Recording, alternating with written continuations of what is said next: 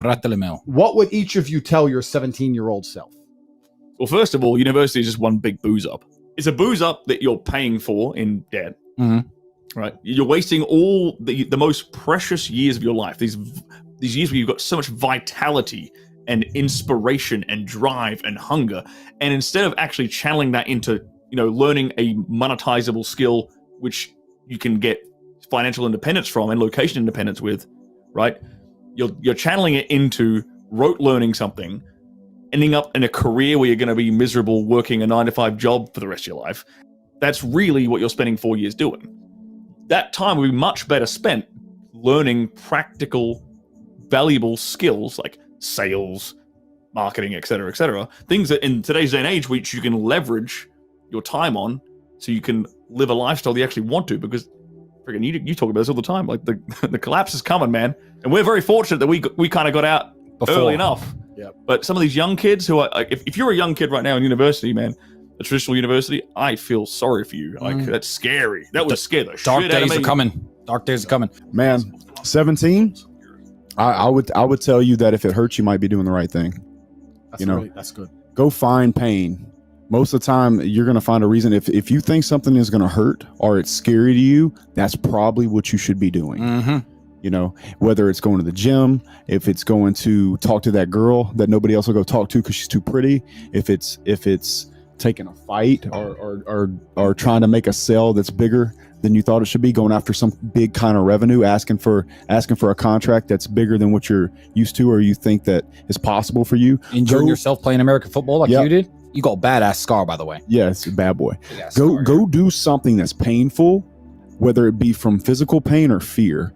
And most of the time, if you can find that and go towards it, go looking for that pain, especially at that young age when your testosterone's so high, then you're probably doing the right thing. You're probably on the right path. Do that. You know in your gut. Do that. Go after that. 17-year-old Andrew, what would you tell yourself? I think Justin actually nailed it. He did. I know you nailed it. Do hard things. Name a single attribute for masculinity which is going to come from a place other than trauma or pain. I talk about this all the time. People say I've had a traumatic life.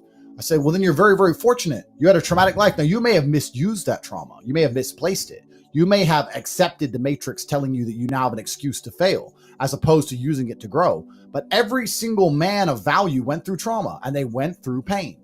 It's going to be painful to get strong, painful to get rich, painful to become important. It's going to be painful to become good with women. Your heart's going to get broken a bunch of times. You have to be prepared for the pain. If you're not ready for pain, you're never going to be anything that matters. So Justin just absolutely and utterly nailed it. My kickboxing coach used to say to me, I used to come in the gym, say, what do you hate the most? And I said, I hate running. He said, okay, you're going running. I say, why? He goes, because whatever you hate is what you need. Whatever you hate is what you need. I wanted to spar, bag work, pads, no problem. Running, I didn't want to run, but that's what you need. And that's what life's about. You're not going to be able to go through life avoiding pain and also becoming a man of quality. You're going to have to be that guy who's been through so much shit that he can wake up and go, this ain't nothing. This ain't nothing compared to back then. This ain't nothing compared to that time. And if you're not going to be that guy, then you're going to always suffer the consequences of not being that guy. There's pain to become important, and there's pain in not being important. So you have to make a choice. So I think Justin absolutely utterly nailed it. I think his answer is even better than mine could be. You need to find something you're afraid of, find something that could hurt you, and go do it. And that's one of the great things about being young, right? You're basically superhuman.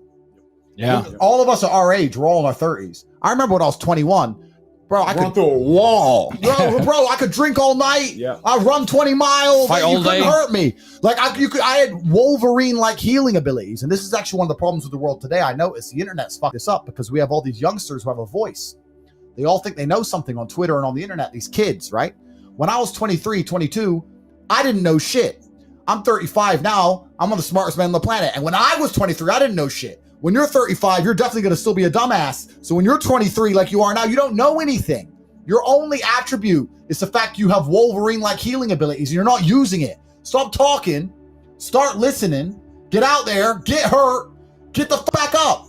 And there's a degree, there's also something I want you to comment on from the football perspective, but there is a degree of wisdom that comes from physicality.